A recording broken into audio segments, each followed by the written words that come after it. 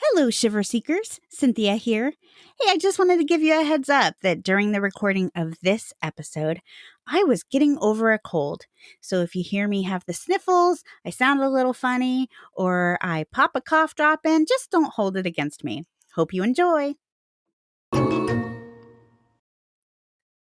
Hello, Shiver Seekers. Are you ready to follow us into the nonsensical unknown? I'm Cynthia. And I'm Stephanie. You have found the dark oak.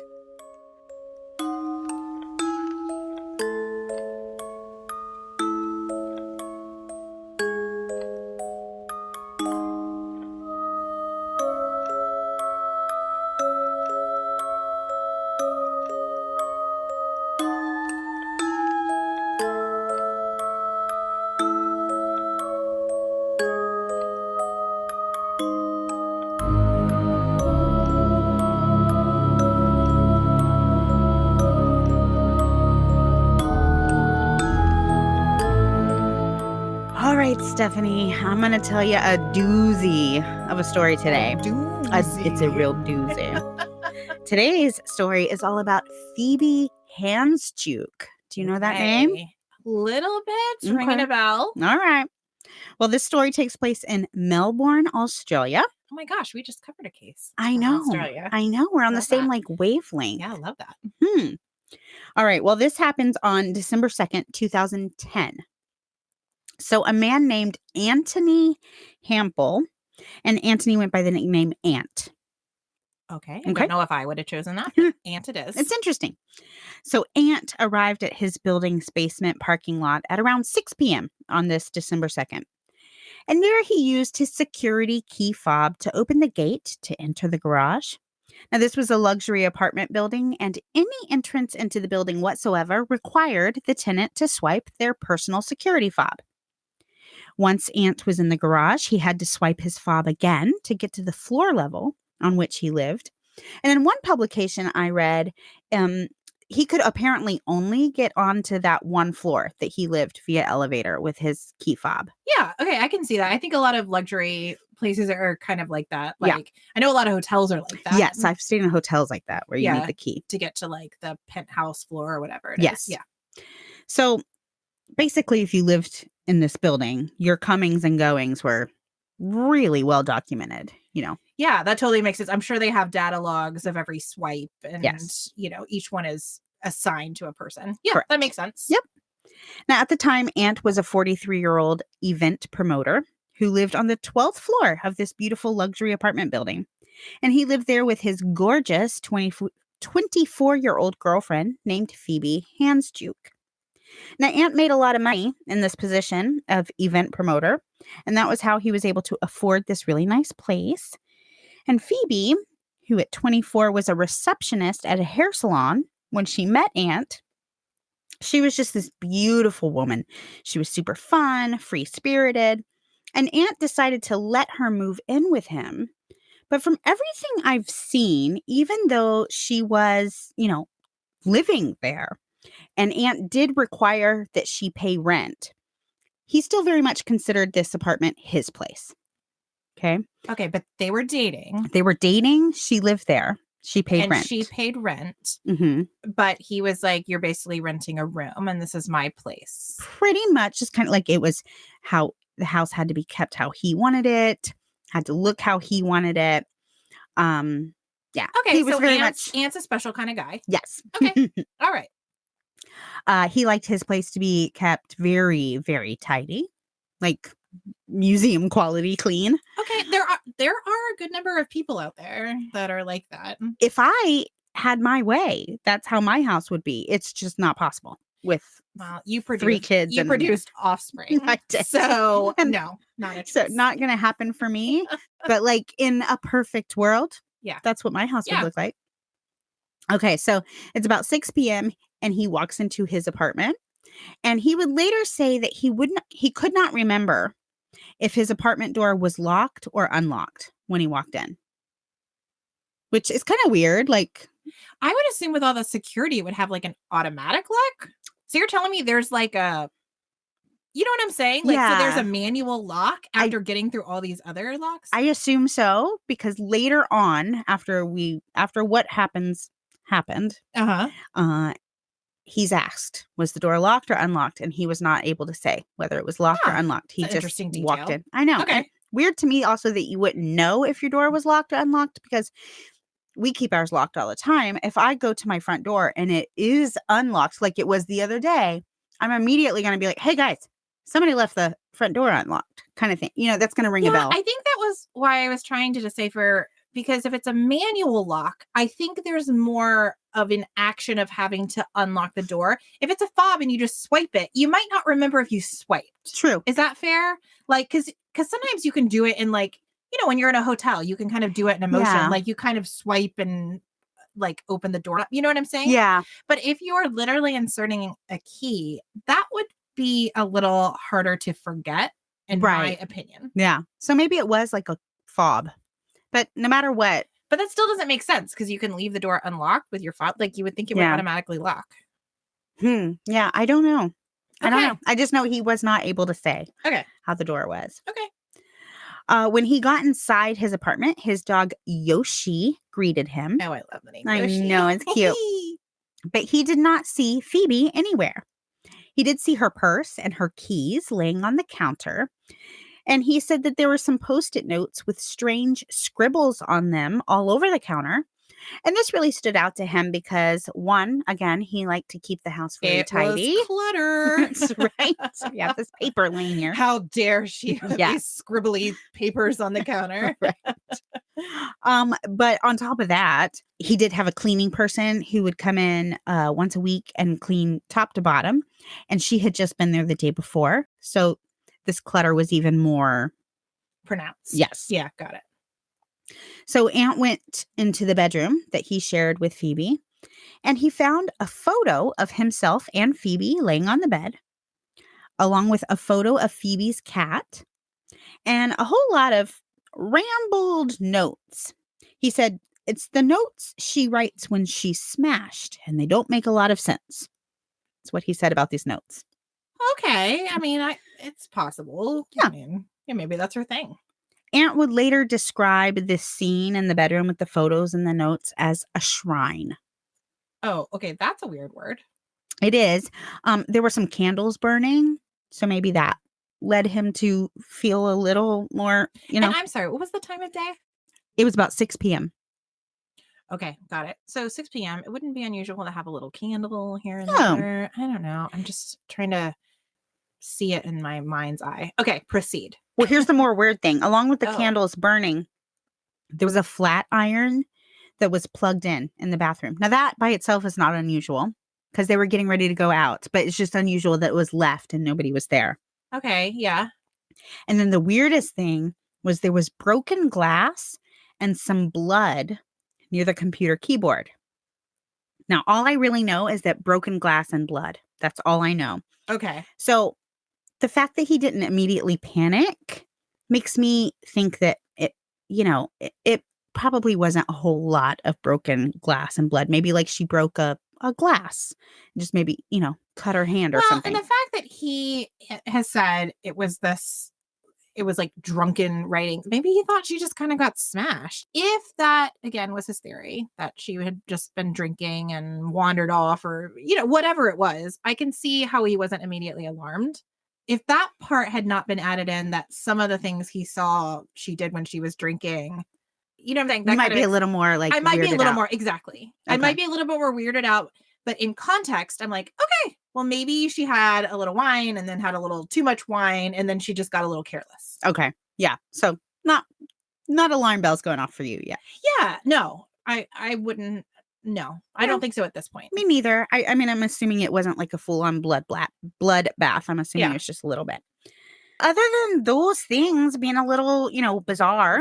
Those things. Those, is that what I said? Those other than those you said I'm things. Canadian. No, this is Australia. Oh, sorry. Okay. Sorry. I might. No, never mind. No. No, just no. No. Okay, so other than those things, it looked as if Phoebe had just stepped out and intended to be right back. But keep in mind, she could leave the apartment without a key, but she would need her key fob to get back into the building. Okay. She would even need that key fob to get back onto her floor. Right. You know, the fact that So even if she had stepped out without the door key to the actual like apartment or condo, she still would have needed her fob to even make it back to the apartment or condo. Yes. If she'd left the floor, she would have needed it to get to the elevator. If she'd left the building, she would need it to get back in. Yeah. And Phoebe's purse and keys were laying on the kitchen counter. Okay. So the fact that she was gone, but her keys were not, was a little weird. Yeah. Aunt and Phoebe had plans to go to dinner with Phoebe's father, Len, that evening. And they were going to go to one of Phoebe's favorite restaurants called the Golden Triangle. So at about 10 till 7 that night, Len called Phoebe on her iPhone. There's actually several kind of weird discrepancies about this phone. Some accounts say it was Phoebe's iPhone. Some accounts say that this phone actually belonged to Aunt, but he let Phoebe use it because her phone was broken and was being repaired. But whatever the situation, Len called whatever phone he believed Phoebe had. So Len, Phoebe's dad. Yeah. Okay.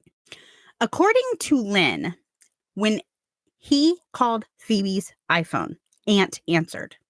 Okay, so this is the phone that Phoebe was supposed to be holding, which could have been borrowed from Aunt. But he's saying, regardless, I called and Aunt answered. Right. Okay. Aunt answered. Now, according to Aunt says that he never answered that call that Len made, but he was looking for Phoebe. And so he just happened to pick up the phone and call Len. So Len's saying he called Phoebe and Aunt answered. Aunt is saying, I called Len. Okay. I don't know that any of that is important, but it is just two different people are saying two different things. So Aunt is saying that he called Len trying to figure out where Phoebe was. As soon as Len finds out that Phoebe's not at home, but all of her stuff is, he becomes really concerned because just the day before, Phoebe had sent a strange group text message from her phone, or the phone that she was holding, the phone that she was carrying, to Len, to Phoebe's mother, Natalie, and to her partner, Russell, to Aunt, to her brothers, and to her grandmother, Jeanette, and to her boss. So this big group text. Yeah. And this is what the message said. It says, "Hi, family. I am in bed and about to sleep, and when I wake, I will transform into the most incredibly human being you've ever seen. ... Not.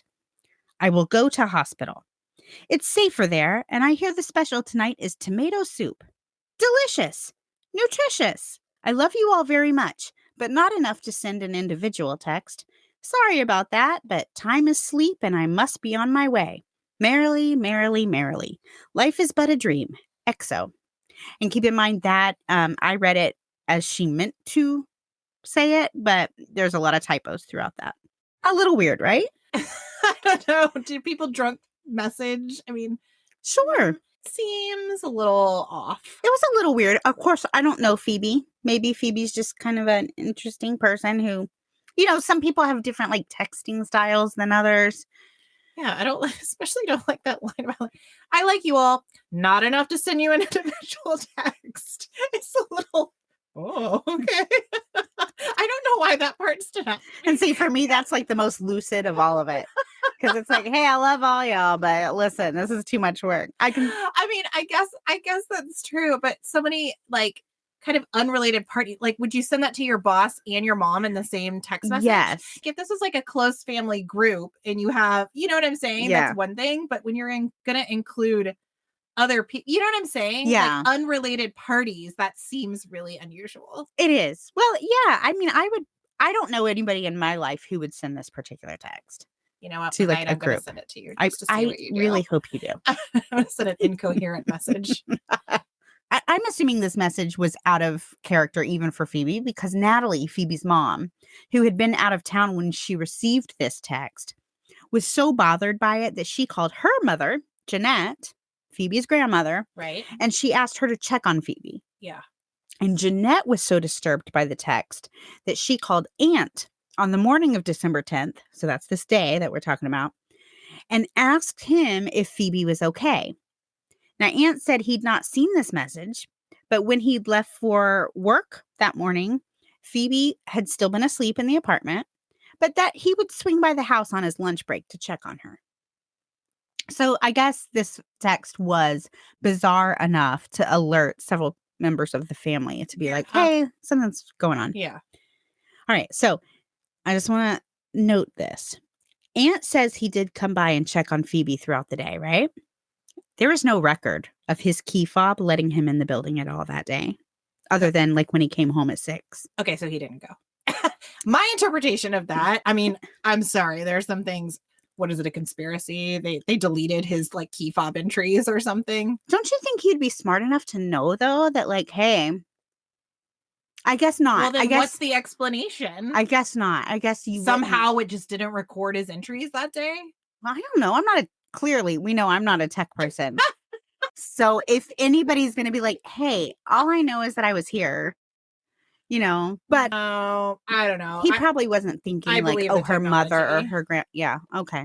That's just me. Yeah. Maybe I'm a skeptical Well, that's person. why I mention it, because it's worth mentioning, I think. That's got my spidey sense up. Here's the thing I always go back to. I just remember when I was in the corporate world and I would send a fax and the person on the other, and I would get the confirmation, and the person on the other end would be like, you never sent that fax.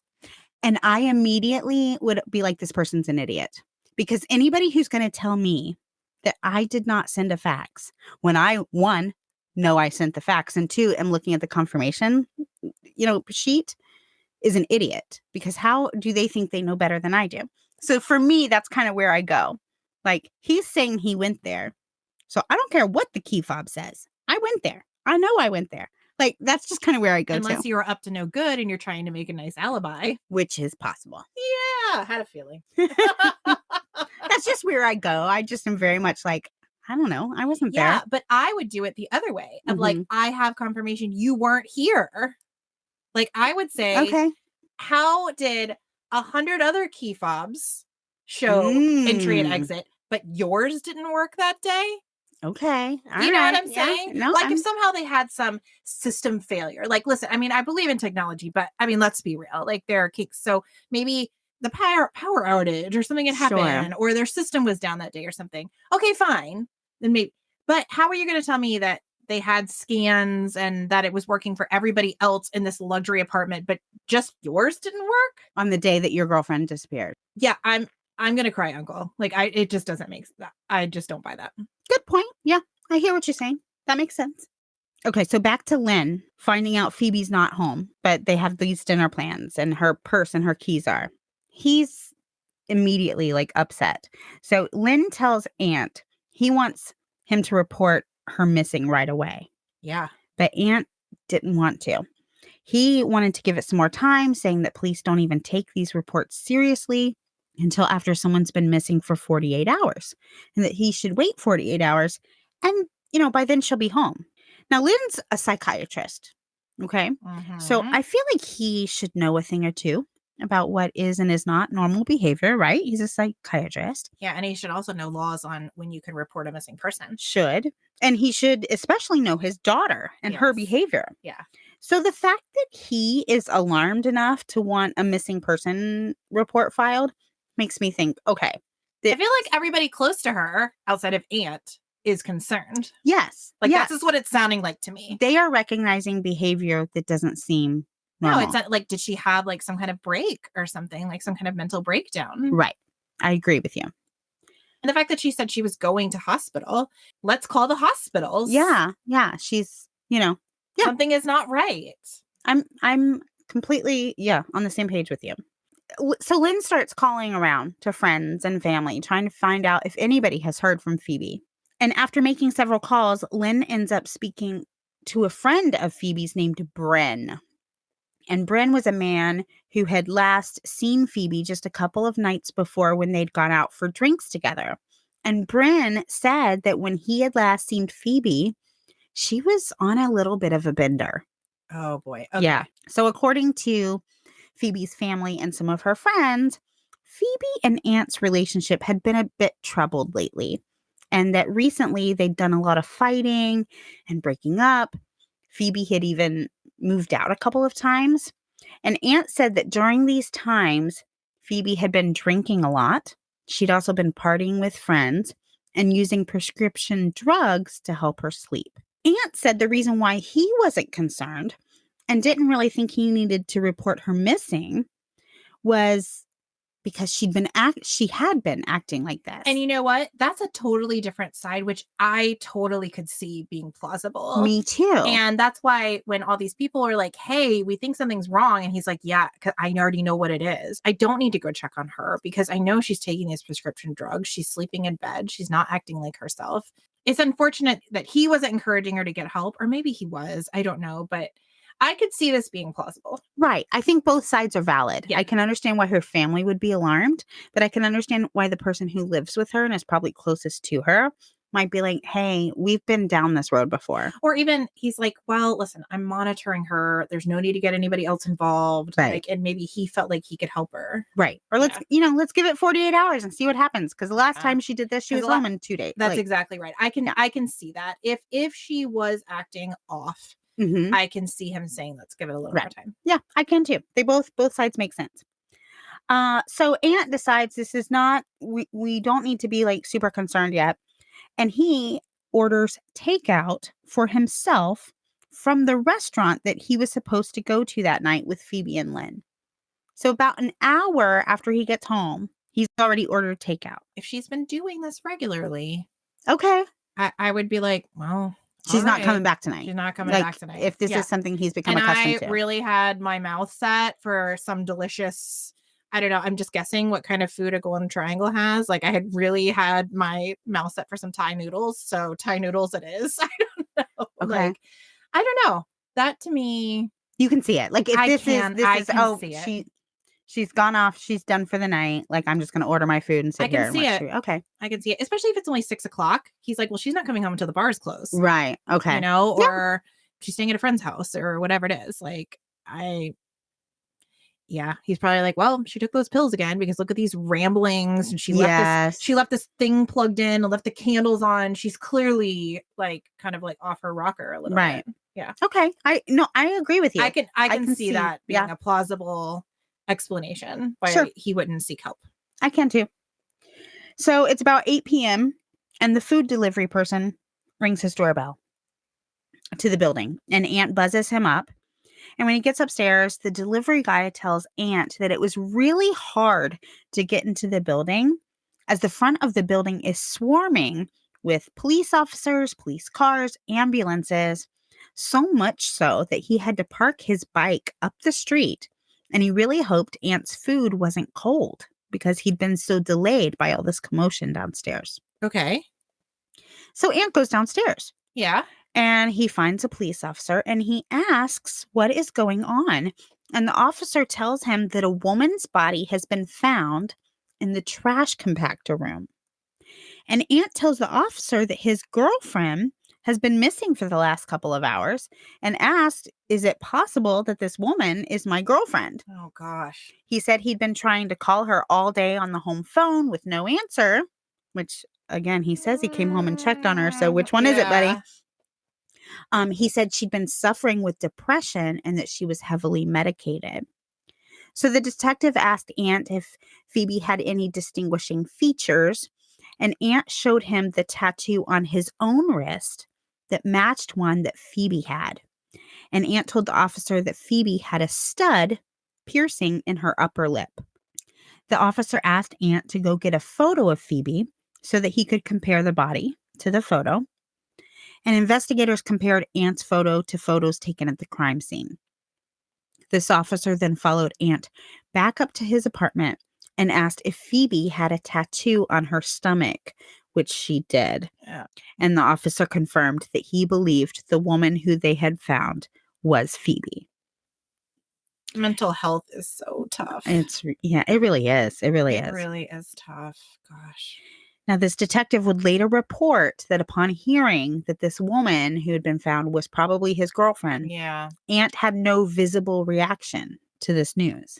Okay, well, that's a little weird. It is, but at the same time, we've talked before, like everybody, like, I don't know, you just deal. And you know what? I wonder if he almost was a little resigned. Like, she's just going to wind up, like, killing herself. And like, I've been telling her she's going to have an accident. Like, something's going to happen. I've told her to get help. Like, you know what I mean? I don't know. I wonder if he was just like so stuck in his own thoughts about it that he didn't have a reaction. Yeah. I don't know. Without being there, without seeing it, It's like, true. I just can't make I don't know. I can't make a decision about what I think on that. Yeah. Now, unfortunately, at this point, Aunt had to call Lynn back and tell him that his daughter had been found and that she was dead. Yeah. That must have been awful. Awful. Awful. Absolutely awful. Mm-mm. I don't even know if I could choke the words out. No, I don't think so. But I wouldn't have wanted him to get the call from like somebody he doesn't know. True. No. I just, no, I don't. Or the call from anybody. It's just awful. It's awful no matter what. But to Yeah. have to be, I've had to tell, not even a traumatic way. When my grandfather died, I got the call before my mom did for some reason. Okay. And I had to like call my mom and tell her. And that was like something that wasn't peaceful totally and unexpected. Yes. Right. And it was like, oh, I don't want to have to be the one to tell her. Yeah. It's horrible news. Yes, for sure. So Lynn was obviously devastated. And then Lynn had to call the rest of the family with the news. And everyone took it about as you would expect. Just, this is the worst thing ever. Yeah. So 24-year-old Phoebe had been found dead on the floor of the garbage compactor room with her right foot almost completely severed by the trash compactor machine. And almost immediately, her death was ruled a suicide. A lot of people, myself included, are not entirely convinced that this was a suicide.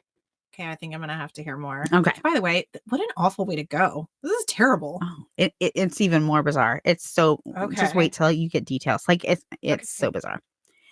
So when the call originally came in, paramedics showed up at the scene, and one of them, a woman named Christy Cook, ran to the room where Phoebe was in an attempt to provide medical assistance, which is her whole job, right? Yeah.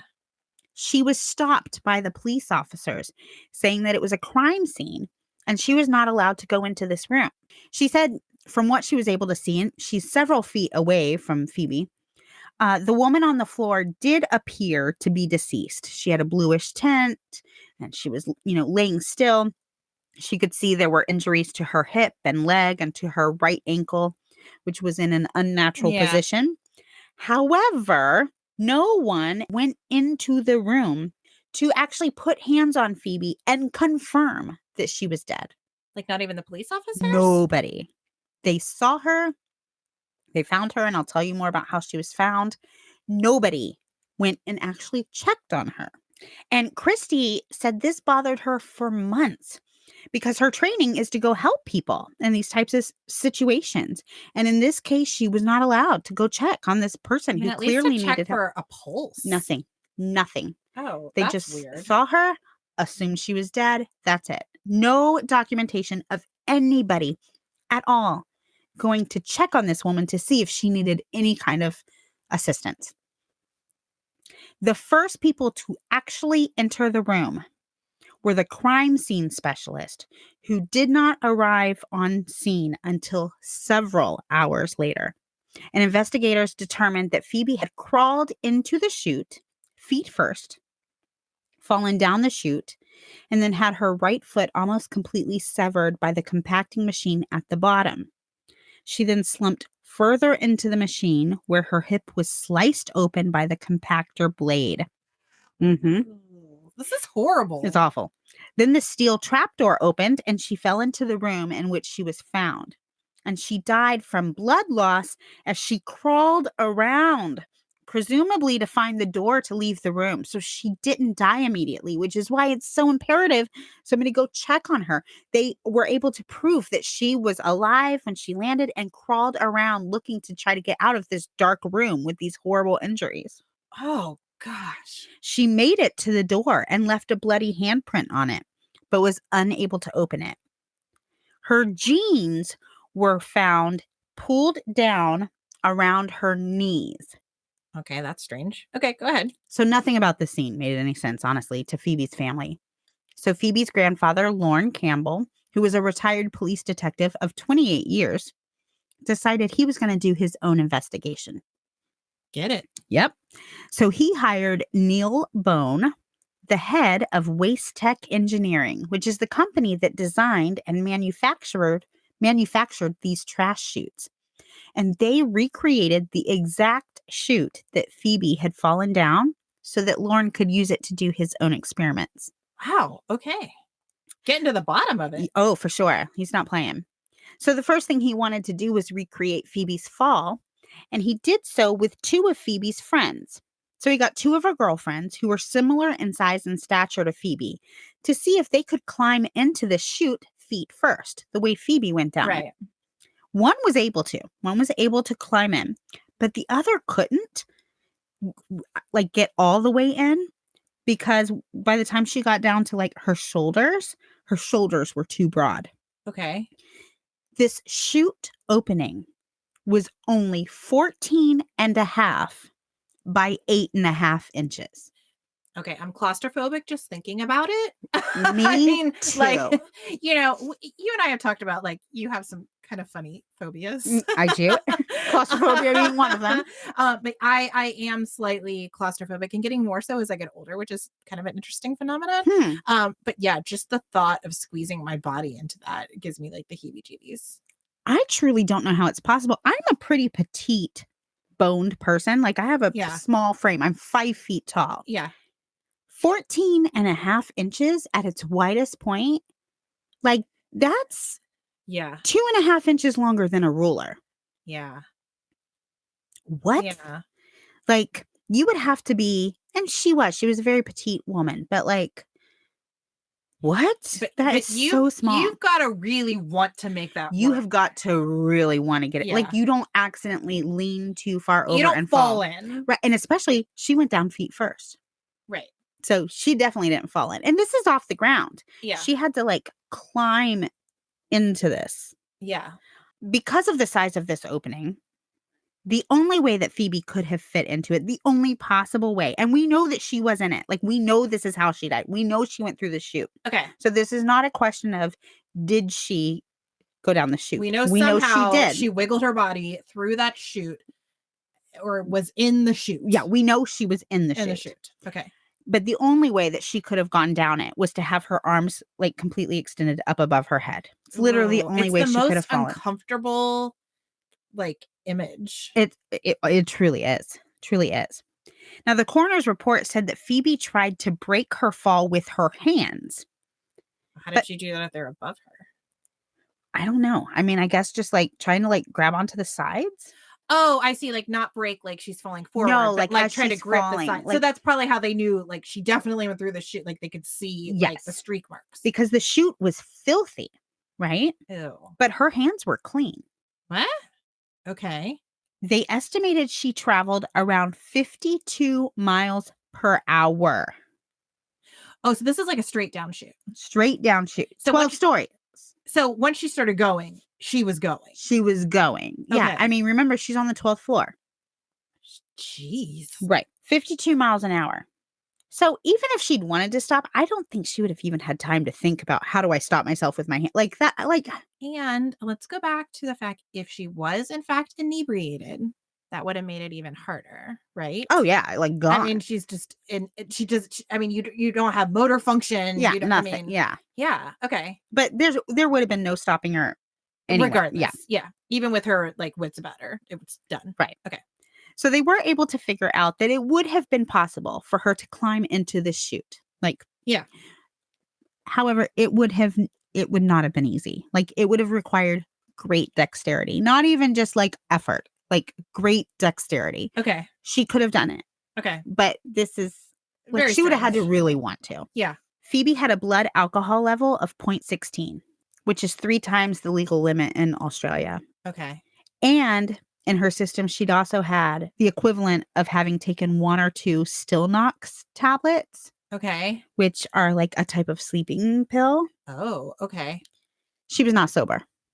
No, clearly. Yeah. And it sounds like she may not have been for a few days. Correct. If everything we're being told is, true. Yes. Well, and I like the independent corroboration of her friend. Yes. Like if it was only Ant's word, I would be a little bit more wary of it. But the Sure. fact that her friend confirmed, like, she's really not Yeah, well.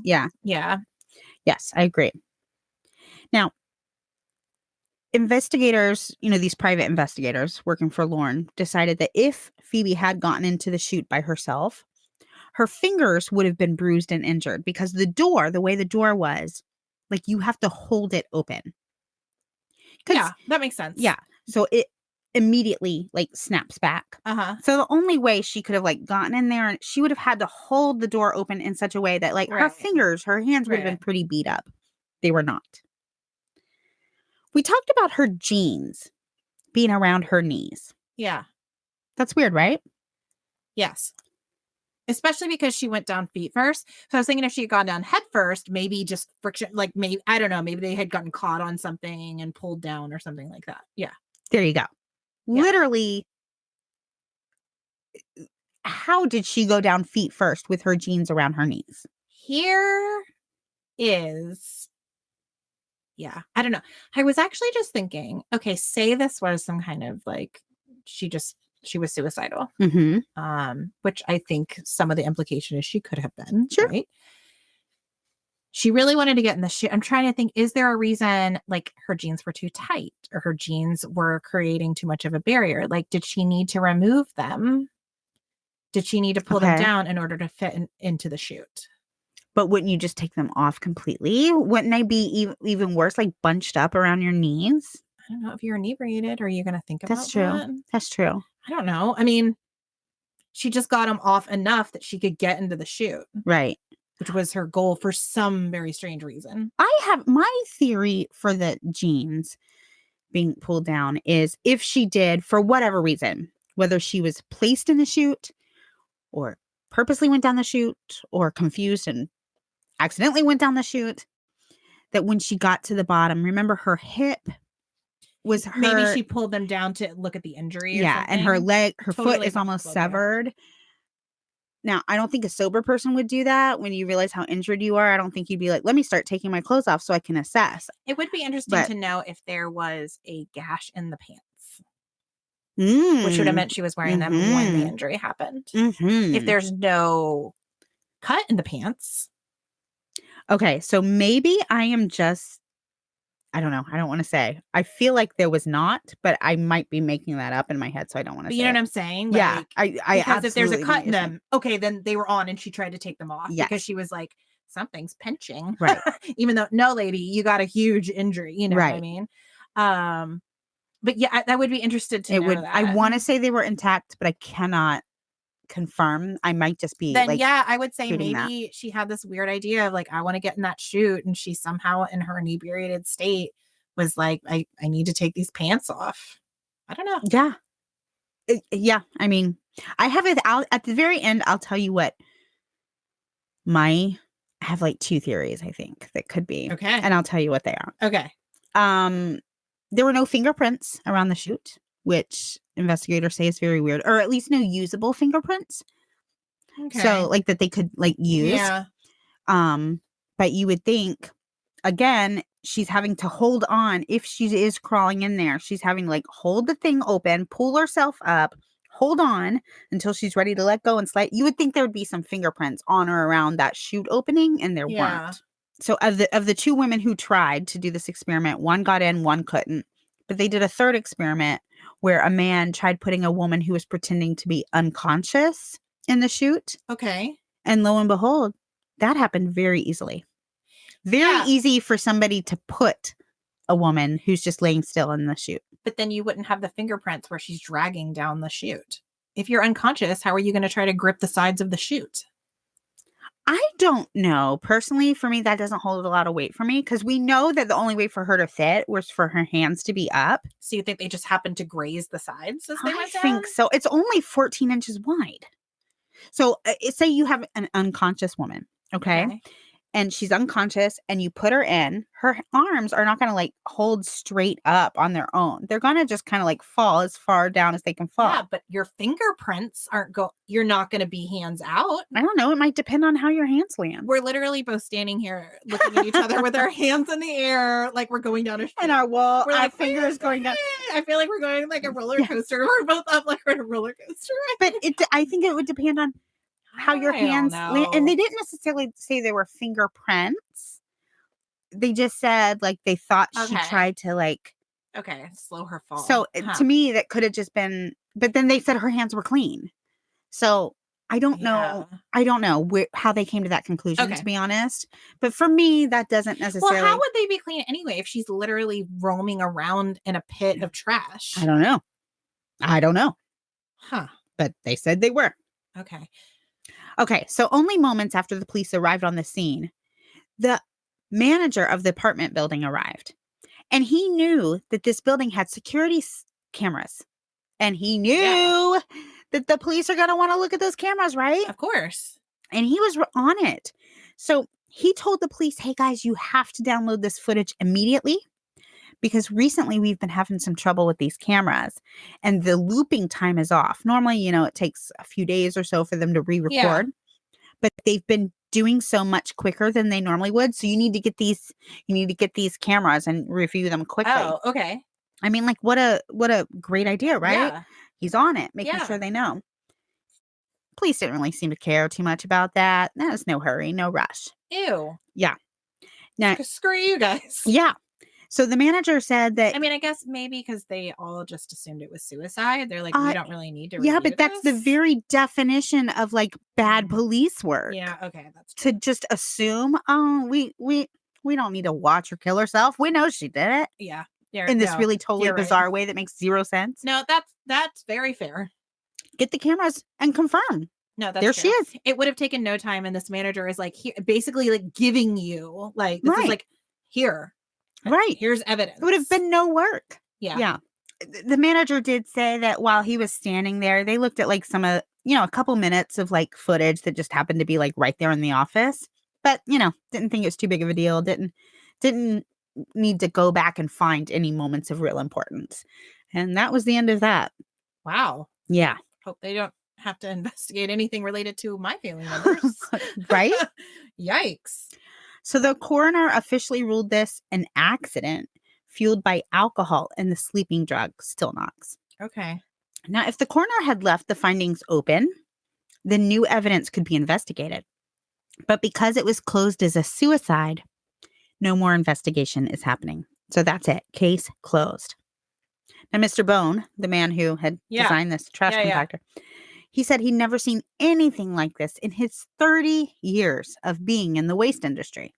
So there are two other cases of people dying by falling down garbage chutes. They were both at the Park Charles Apartments in Baltimore, one in 2010 and one in 2011. Both deaths were ruled accidents, and in both cases, the victim went down the chute head first. So in those scenarios, it kind of seems, with it being the same building around the same time, it kind of seems like maybe there was something a little off. Maybe they were. So I feel like we need to look into those cases because that is bizarre. It's a little scary, right? But I can kind of see if you're weird. carrying like a big, heavy bag and you like go to like put it down this hole, really. And maybe you don't let go, or it like kind of pulls you down and they go down head first. Or I don't know, maybe it's kids play. I don't know details. I just know those are other two deaths documented regarding. Okay. I don't know. I'm kind of like, give me an extra cookie, guys. I don't want to accidentally go down a trash chute. No, I hope my That's body terrifying. Squeeze through it. I'm going to have another phobia now. Trash chute falling phobia. Ay. Trash canophobia.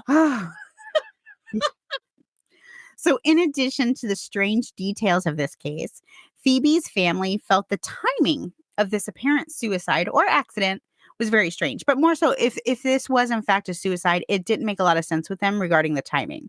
Because Phoebe had promised her mother to help decorate the home the next day for her younger brother's 18th birthday party. And then her grandfather was turning 70 the following week. And after that, Phoebe's best friend would be celebrating her birthday. And Phoebe really looked forward to these kinds of, events. So there were a lot of fun things to look forward to in the next coming, in the coming days and weeks. So after her death, Phoebe's mom, Natalie, had a conversation with Aunt. And because things had just seemed off with him and with all of the circumstances of Phoebe's death, Natalie decided she was going to record this conversation. Oh, so she is suspicious. Oh, they're Aunt. not buying it. The family is just not buying it. Okay. So in this tape, Aunt is heard saying, quote, "The hardest thing is that she didn't want to die. She really didn't. It was just that monster was the alcohol, She was coping with her depression. She really was. She was with the best doctors and the best therapist. Every day, alcohol. She couldn't. Just brought out this monster, and the monster won." End quote. So he seemed to, unless he's, putting on a show there. Yeah. He seemed to really be bothered by some type of substance abuse. Sure. I mean, to see, if indeed it was a suicide, an accidental suicide, I mean, it really is very distressing to see, someone to succumb to mental health issues, especially if they are seeking help. And well, it's in any regard, even if they aren't seeking help, it's just it's very tough. Very tough. It's awful because there's no quick, easy fix. Oh, it's just, absolutely. it's so, yes. it's just there's no snap out of it. No. That's not a thing. Guys, that's not a thing. Right. Anybody who still says, just make it a great day or snap out of it. For someone who is clinically depressed or has clinical anxiety, it doesn't work like that. No, it's like a brain thing. It's absolutely. And it doesn't make sense to a lot of people. If you haven't experienced it, yeah, it almost seems unfathomable. Yeah. Well, I just don't understand why you're so sad all the time. Or I don't understand why you're so stressed all the time. But yeah, I mean, it's chemicals in your brain. Yeah. And it really can feel like a monster. Oh, sure. Yeah. No, it's serious. It's very serious, as we can see here in this case. Yes. We talked about Phoebe's family. They're just not buying this whole suicide situation. And one of the reasons that they gave was because they said Phoebe was really claustrophobic. Really, really claustrophobic. And so she would have never have willingly put herself into literally this tight space. Which makes sense because I'm claustrophobic and I can tell you right now that I'm not doing that.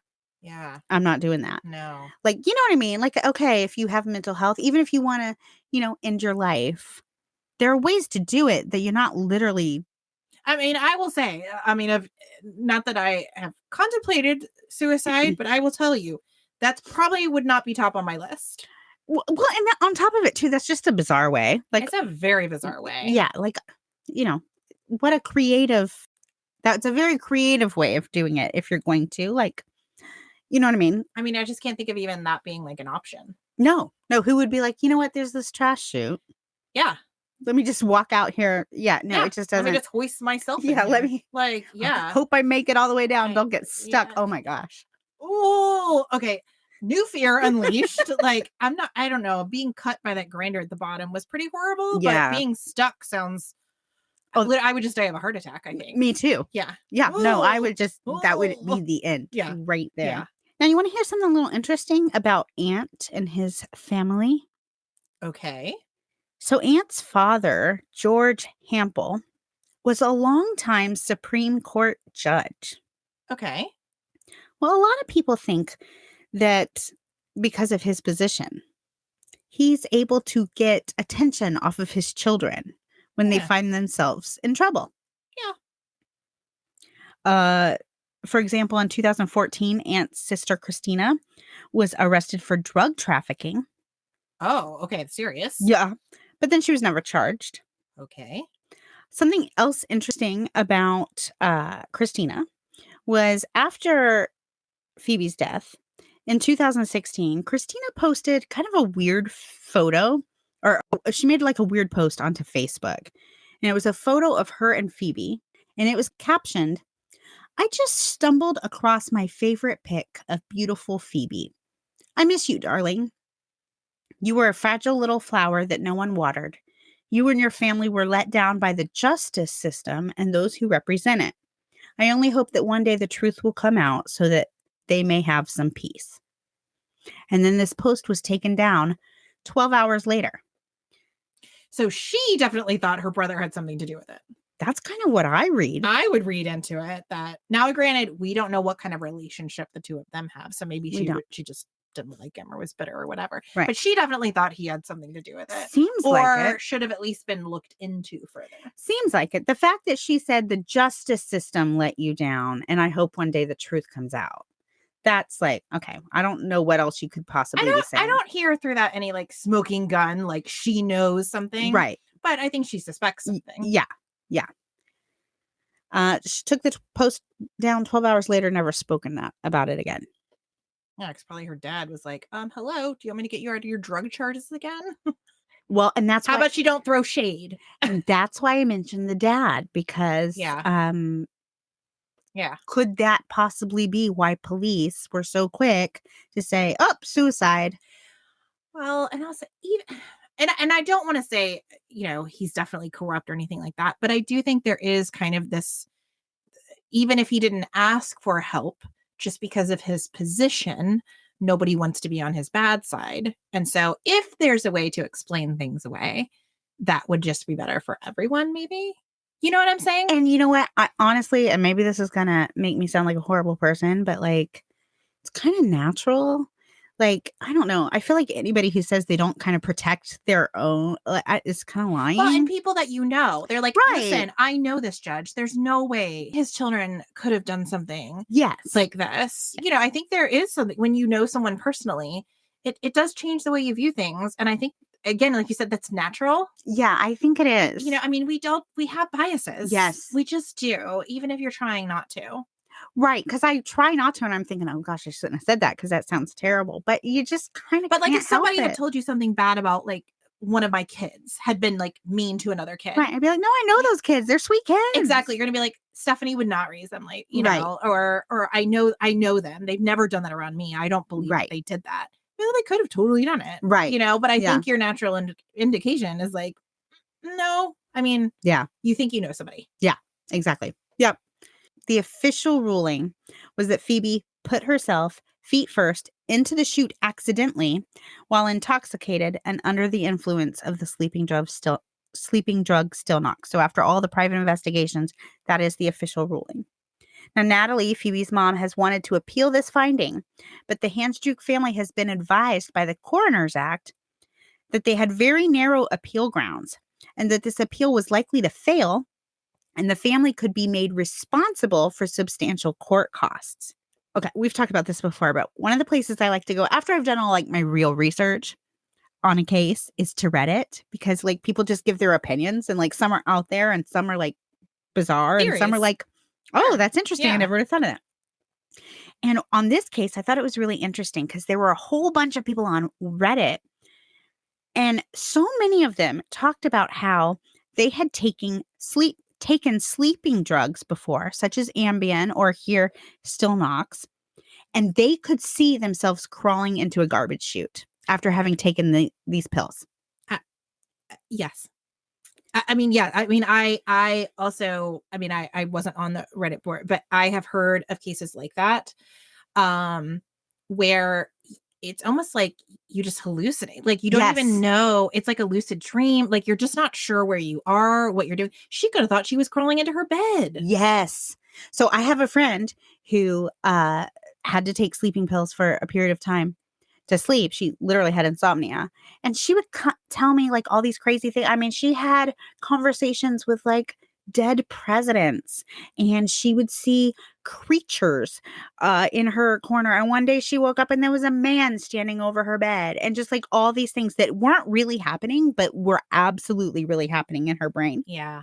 So it may not be as far out there. Like that could have also explained the pants half down. Like maybe she got dressed, but she didn't get it all the way, or got undressed, but didn't, like, who knows? Or she felt something weird in her pants, or she felt the weird cut in her hip, or she like, to me, that is, and this is kind of where my theory comes in. I think it's very possible that if she were confused, she could have somehow done this herself. There's also stories on Reddit where someone is like so deeply asleep due to taking sleeping drugs that they accidentally cause their own death while they're like sleepwalking. Well, combined with the alcohol too. Let's not Right. forget her blood alcohol level was 3 times the legal amount in Right. Australia. Right. I know So that's a lot going a on lot in a tiny body. in a tiny body Yeah. that's clearly suffering from something. Yes. Yeah. I used to have night terrors. 2 of my kids get night terrors. I don't know if you've ever experienced these, but like My oldest used to get night Okay. terrors when he was, maybe 3, 4, 5 years old.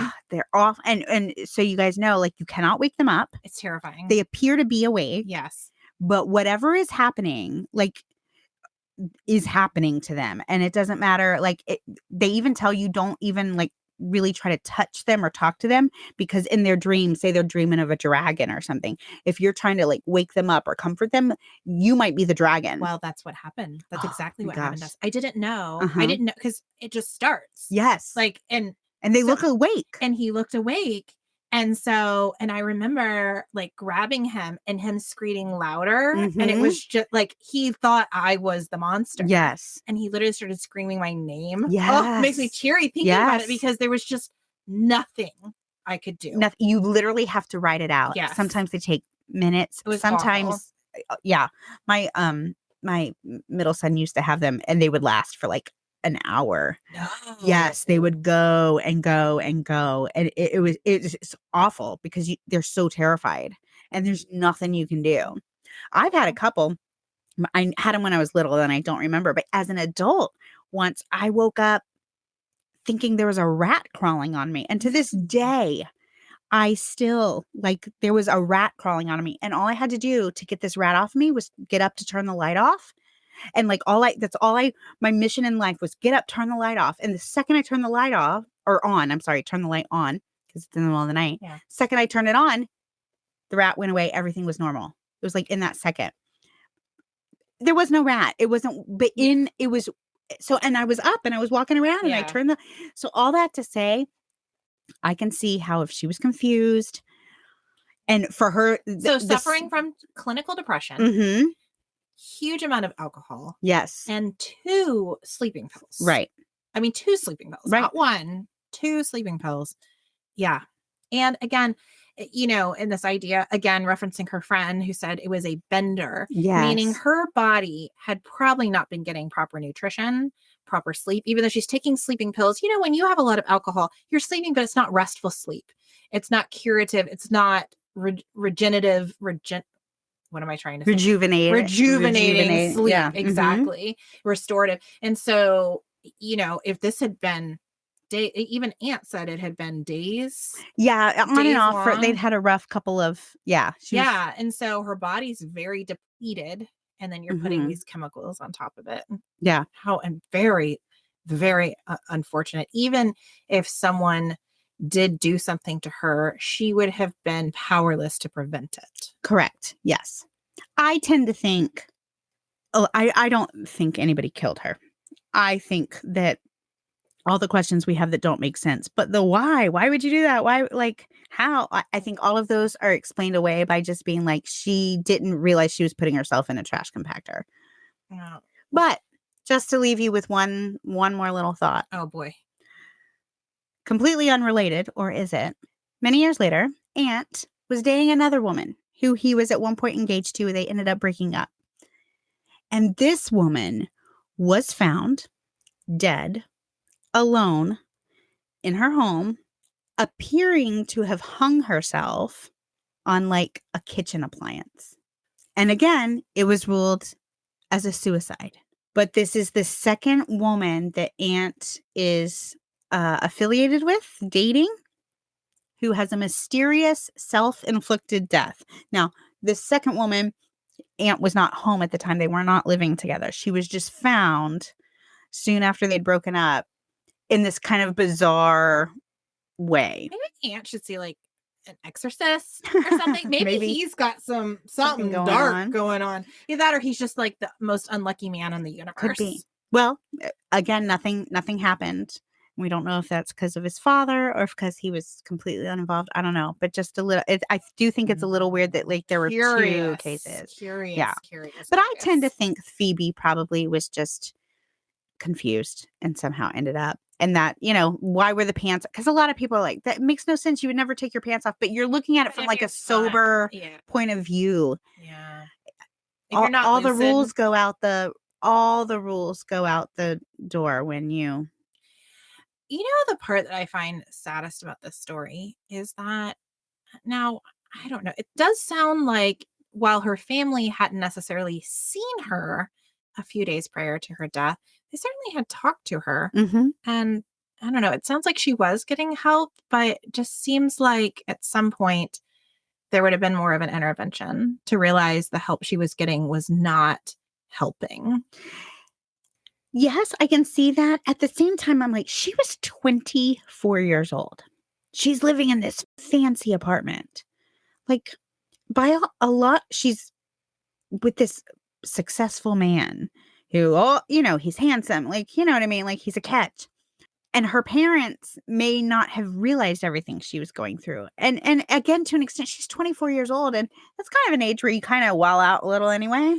I think more than even her family, I feel like Aunt should have stepped in more to maybe help. I mean, and it sounds like maybe from that recording, he had some regrets about, I wished I had helped more. Yeah. This monster that kind of overtook her. Mhm. Very sad. It's really sad. And also terrifying. But I hope she was like not aware of what was going on, because that whole thing, going down the chute, getting cut on my hip, crawling around, all of that. Well, to me, the worst part is knowing that she made it down. She was alive. And then she was like crawling around, trying to make it to the door. But, again, it's like an inner room, no lights. The door is closed. Like, it's pitch black. You're hurt. Yes. You don't know what's going on. And you're trying to find a door and you end up bleeding out before you get there. Very sad. 24 case. years old. Yeah. Yeah. And also bizarre. Totally bizarre. And sad. Yeah. Man. Okay. Wow. Also, I mean, I don't really see that this is ever going to be a possibility, but I'm probably never going to date Aunt, because that sounds like a no-go. I think that's a wise choice. He should come with a warning label. He should. Like, watch out, because unfortunate events follow this one. Really, right? That he may literally not be responsible for any of them. He may have nothing to do with it. There's some bad juju going on over there. There's something. Yeah. It's weird. Weird. Yep. Hey. Well, thanks for listening, everybody, and we hope you join us next week as we bring you more thrills and chills.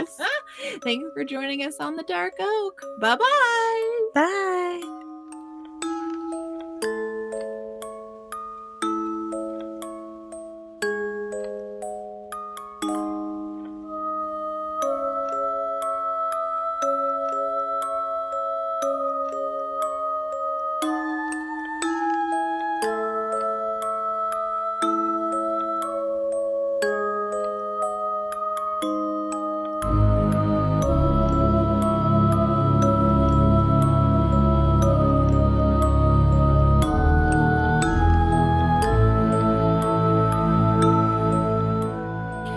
This has been a Just Us Gals production with artwork by Justice Holmes and music by Ryan Creep.